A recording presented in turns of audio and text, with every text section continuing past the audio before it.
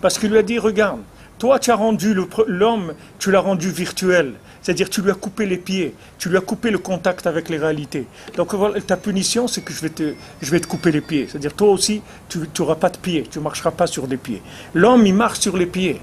L'homme, il est en contact avec les réalités. Et même Hachem, dans la création du monde, il a dû attendre pour adapter le monde à la capacité des individus et non pas par rapport à ce qu'il attendait du monde. Tous les tzadikim, ils ont attendu du monde plus que ce que le monde il pouvait faire. Moshe Rabbeinu, il voulait de nous plus que ce qu'on pouvait faire. C'est pour ça qu'il n'est pas rentré en Eretz Israël.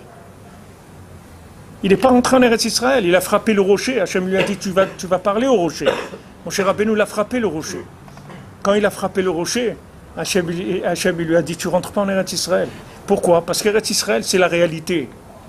C'est la réalité. Maintenant, quand tu as frappé le rocher, c'est-à-dire que tu as utilisé un petit peu la rigueur, ça veut dire, quand tu utilises la rigueur, ça veut dire que ce n'est pas vrai.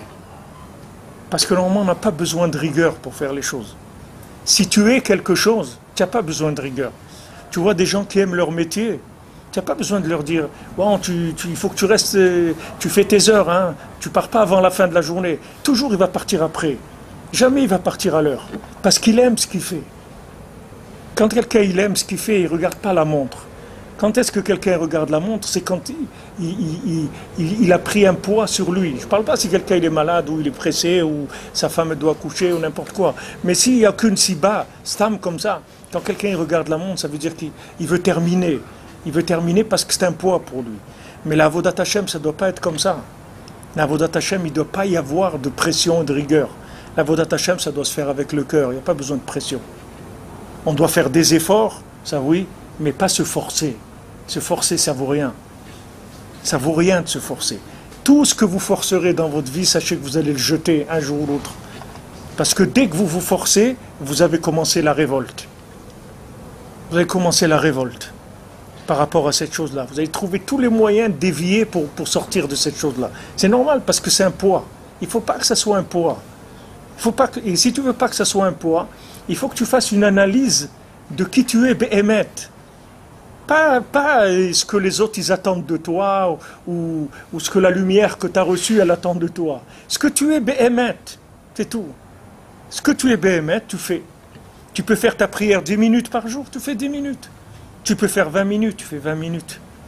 Moi, je rencontrais quelqu'un au début, quand on est monté en Israël. Ça aussi, moi je suis monté, mais je suis resté travailler en France pendant 4 ou 5 ans. Je passé 2 semaines en France et 2 semaines en Israël. Ma femme, elle voulait monter, mes enfants, ils avaient besoin maintenant, ils étaient déjà le plus grand après la bar mitzvah. On n'avait pas les structures qu'il fallait. On a décidé de monter, mais moi je n'avais pas de parnassa. Qu'est-ce que je vais me mettre comme ça? Pas. Donc pendant 4 ou 5 ans, alors il y avait un monsieur que je voyais de Paris, qui était dans l'informatique à l'époque, aujourd'hui je ne sais pas ce qu'il fait. Mais ce monsieur-là, il faisait 4 heures la tfila, shachrit, le matin. Tous les matins. Mais un monsieur, vous voyez, c'est pas un haridi ni rien. Mais tous les matins, 4 heures. Et parce que je le voyais parce qu'on rentrait des fois le jeudi soir. Il y avait le vol des travailleurs. C'était Elal à minuit. Quand on arrivait en RS, il était 5 heures du matin. Lui, il allait là-bas dans la synagogue de l'aéroport. Depuis qu'il est descendu, 4 heures, il était là-bas, il faisait sa tfila. Seulement après, il rentrait chez lui. Un homme simple. C'est pas un Talmid Chacham, rien du tout, pas un érudit en Torah, mais la prière c'était un kiff. Chaque mot, il le kiffait, il le chantait, et pas une semaine, c'est il y a un mois, c'est des années qu'il faisait comme ça. Voilà. Maintenant, essayez de vous forcer à faire la tefila 4 heures, après vous allez frapper des gens après.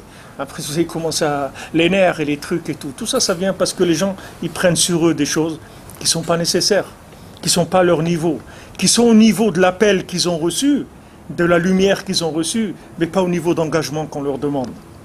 Hachem, il ne nous demande pas un engagement au-delà de ce qu'on est. Hachem, il veut qu'on démarre là où on est.